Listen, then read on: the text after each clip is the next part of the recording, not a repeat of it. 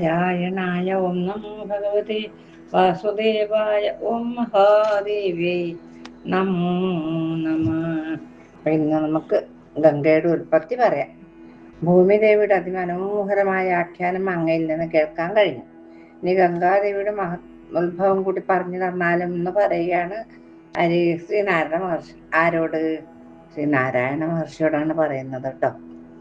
പണ്ട് സൂര്യവംശത്തിൽ സഗരൻ എന്നു പേരായ വിശ്രുതനായ ഒരു രാജാവ് ഉണ്ടായിരുന്നു. അദ്ദേഹത്തിന്റെ പത്നിമാരായിരുന്നു ശൈബയും വൈദർഭ്യം. സഗര രാജാവിന് ശൈബയിൽ അസമഞ്ജസൻ എന്നൊരു പുത്രൻ ജനിച്ചു. ഇത് കണ്ട് വൈദർഭ്യം പുത്രാർത്ഥയെ മഹാദേവനെ ആരാധിച്ച് വരം നേടി. ശിവന്റെ പ്രസാദത്താൽ അവളും ഗർഭിണായി. 100 കൊല്ലം ഗർഭം ധരിച്ചുട്ടോ അവള്. 10 മാസവും അല്ല, 1 കൊല്ലുമല്ല, 10 കൊല്ലുമല്ല, 100 കൊല്ലം. അവൾ പ്രസവിച്ചതോ ഒരു മാംസപിണ്ഡത്തെയാണ്. ഇത് കണ്ട് വൈദർഭി ശിവനെ വിളിച്ച് ഉറക്കെ കരഞ്ഞു. ഈ 100 കൊല്ലം വയറ്റിൽ കയറിക്കൊണ്ട് നടന്നതൊരു മാംസക്കഷണായിരുന്നു. ശിവനൊരു ബ്രാഹ്മണ വേഷത്തിൽ വന്ന മാംസപിണ്ഡത്തെ 60,000 കഷണങ്ങളാക്കി മുറിച്ചിട്ടു. ആ കഷണങ്ങൾ ഓരോന്നും തേജസ്സുള്ള കുമാരന്മാരായി മാറി. അവരെല്ലാവരും കപിലമുനിയുടെ ശാപത്താൽ ഭസ്മമാകുകയും ചെയ്തു. ഇതറിഞ്ഞ് സകല രാജാവ് ദുഃഖാർത്തനായി കാട്ടിലേക്ക് പോയി. അത് എന്താ കഥ ആലോചിച്ചോ. മഹാദേവൻ വരം കൊടുത്തു, മാംസപിണ്ഡം ഉണ്ടായി. പിന്നീട് മഹാദേവൻ വന്നു, മുറിച്ച് 60,000 കുട്ടികളുണ്ടാക്കി. അതെല്ലാം സഗരന്റെ ശാപം കൊണ്ട് എല്ലാം ഭസ്മാവും ചെയ്തു.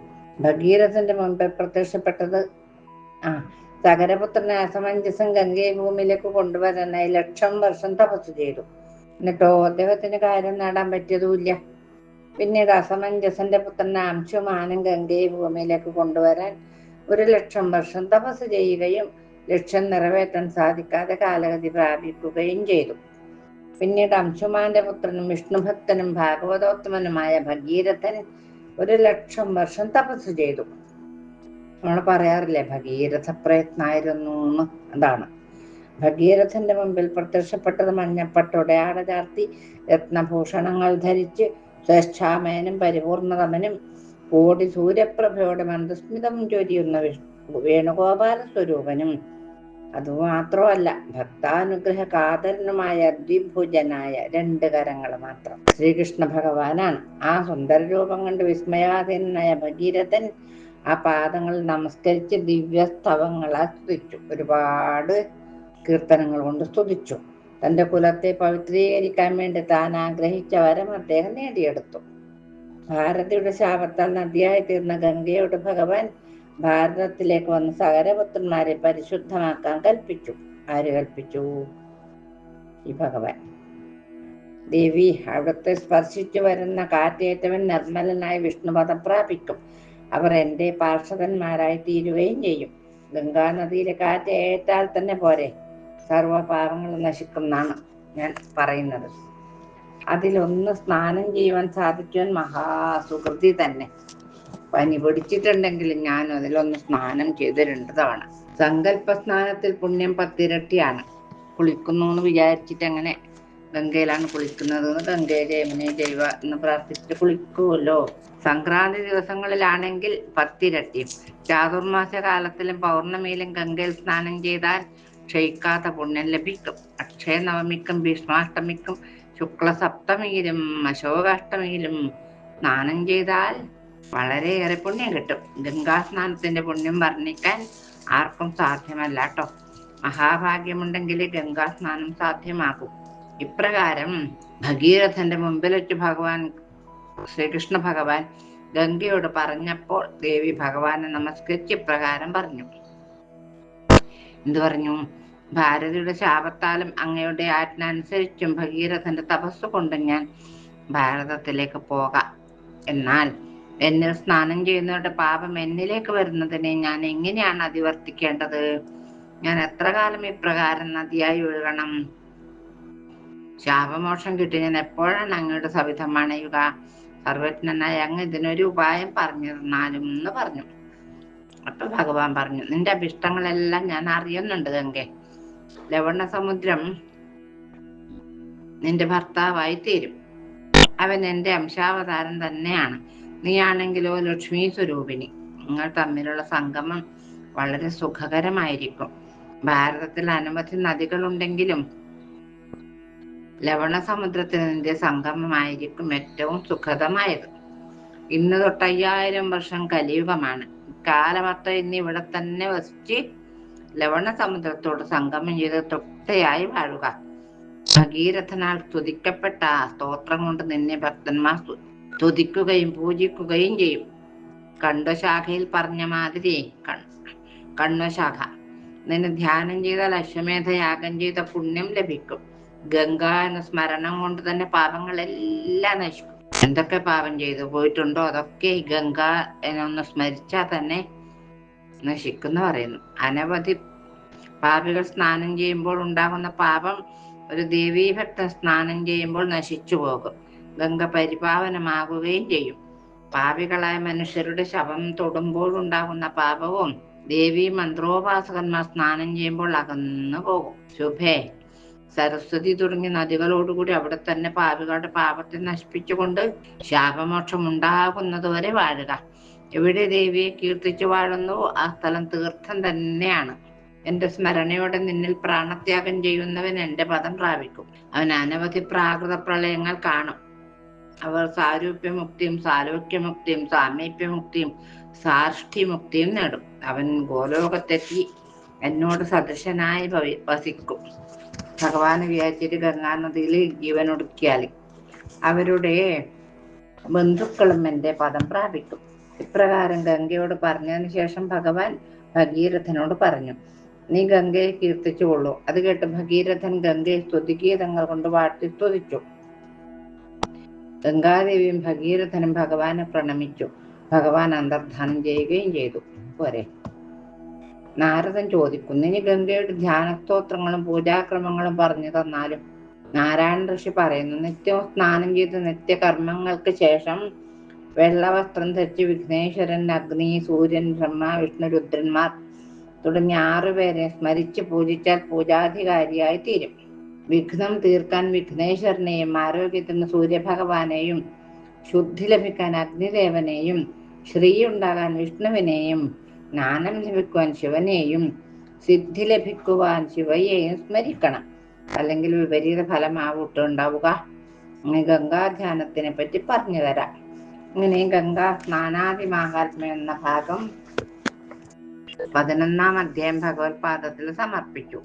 ഇനി നമുക്ക് ഗോലോകത്ത് ഗംഗയുടെ ഉത്ഭവം എങ്ങനെയാണ് ഉണ്ടായത്, ഗോലോകത്ത് ഗംഗ എന്ന് നോക്കാം.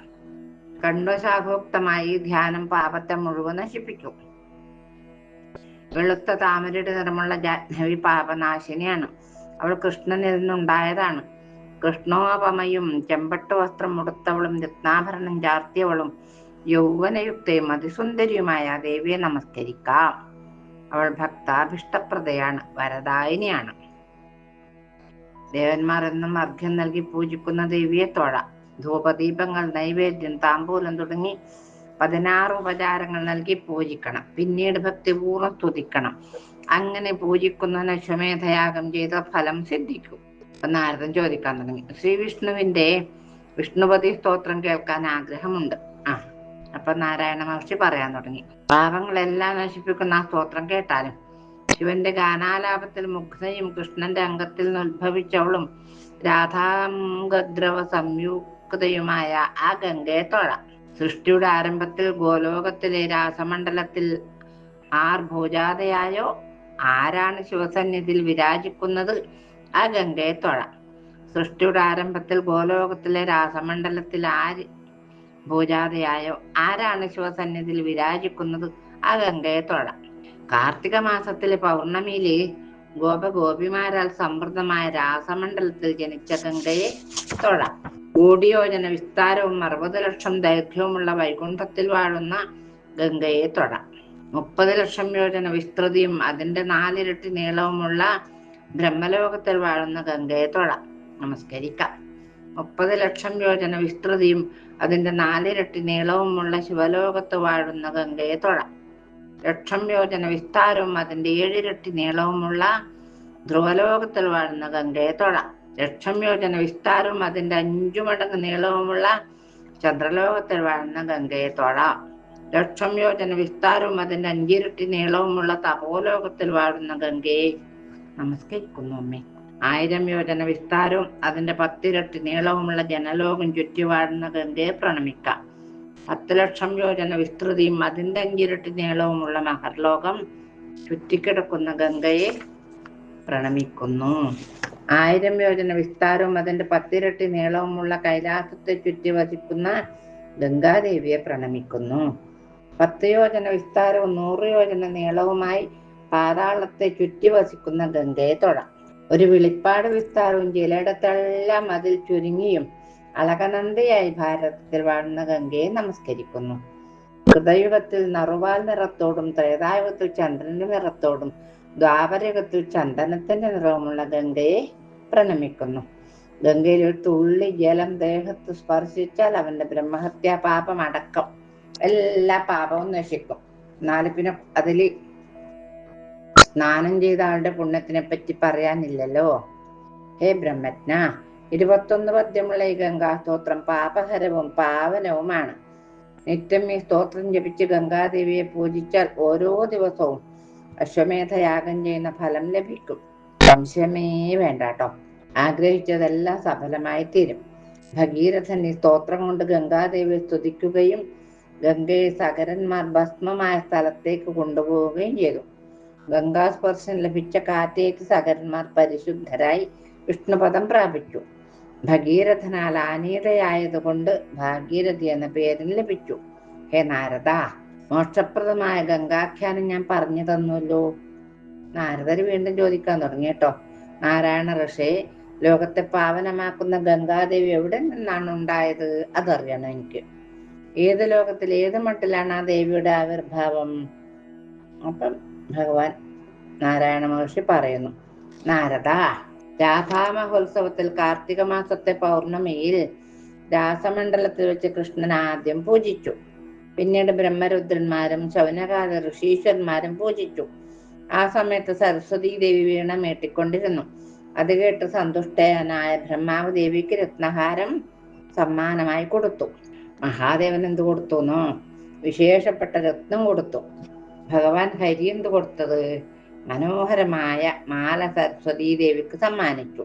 അമൂല്യ രത്നങ്ങളെ കൊണ്ടുണ്ടാക്കിയ രത്നഹാരം രാധികാദേവി വാണിക്ക് നൽകി. മഹാലക്ഷ്മി രത്നകുണ്ടലങ്ങളാണ് കൊടുത്തത്. എല്ലാവരും മാല തന്നെ കൊടുത്തിട്ട് എന്ത് വേണ്ടത്? മാറി മാറി കൊടുക്കണ്ടേ? ഈശാന്യായ ദുർഗ ബ്രഹ്മഭക്തിയെയും ധർമ്മൻ കീർത്തിയും ധർമ്മബുദ്ധിയും കൊടുത്തു. വന്യദേവൻ പട്ടാമ്പരം കൊടുത്തു. വായു പാദസരം സമ്മാനിച്ചു.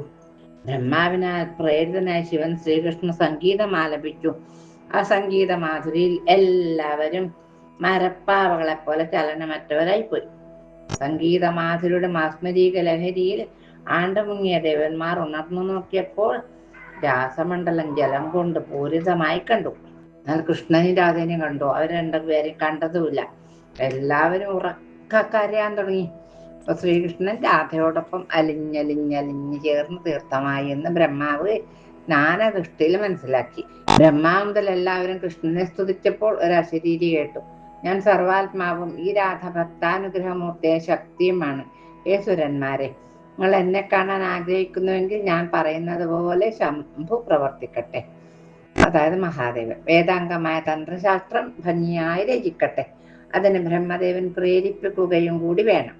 സ്തോത്രങ്ങളോടും ധ്യാനത്തോടും പൂജാവിധി ക്രമങ്ങളും മന്ത്രകവചവും കൂടി എൻ്റെ സ്തോത്രം രചിച്ച് വളരെ രഹസ്യമാക്കി വെക്കണം. പിന്നെന്ത് വേണം? ക്രമേണ എന്നിൽ ലോകർക്ക് വിമുഖത ഉണ്ടാവും. 100,000-ൽ ഒരാൾ എൻ്റെ മന്ത്രോപാസകന്മാരായി തീരും. എൻ്റെ മന്ത്രത്താൽ അവൻ പരിശുദ്ധനാവുകയും ചെയ്യും. അല്ലാത്തവർക്ക് ഭൂലോകവാസികളാവാൻ കഴിയുകയില്ല. സർവബ്രഹ്മാണ്ടങ്ങളും നിഷ്ഫലമായി ഭവിക്കും. ഇത് സത്യവുമല്ല. അങ്ങ് ഓരോ കാലത്തും ജനങ്ങളെ 5 പ്രകാരത്തിൽ സൃഷ്ടിക്കണം കേട്ടോ.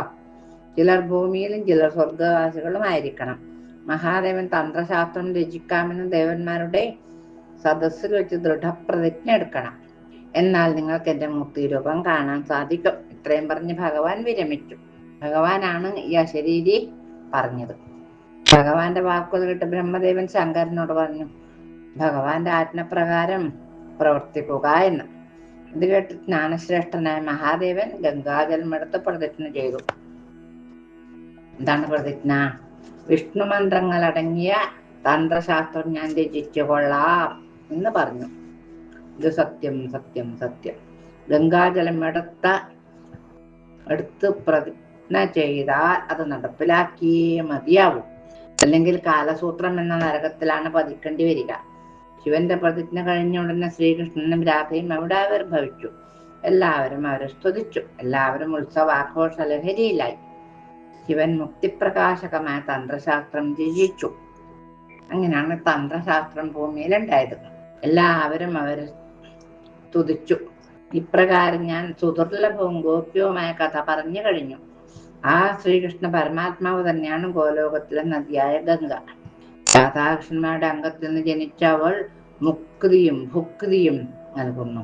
ശ്രീകൃഷ്ണ സ്വരൂപിയായ അവൾ സർവബ്രഹ്മാണ്ടങ്ങളിലും പൂജിക്കപ്പെടുന്നു എന്നും കൂടി പറഞ്ഞുകൊണ്ടാണ് നമ്മൾ ഈ ഭാഗം ഭഗവത്പാദങ്ങൾ സമർപ്പിക്കുന്നത്.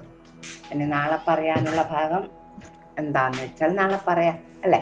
കായേന വാചാ മനസേന്ദ്രിയേർവാ ബുദ്ധ്യാത്മനാ വാ പ്രകൃതേ സ്വഭാവാൻ കരോമി യദ്യൽ സകലം പരസ്മൈ നാരായണായേതി സമർപ്പയാമി.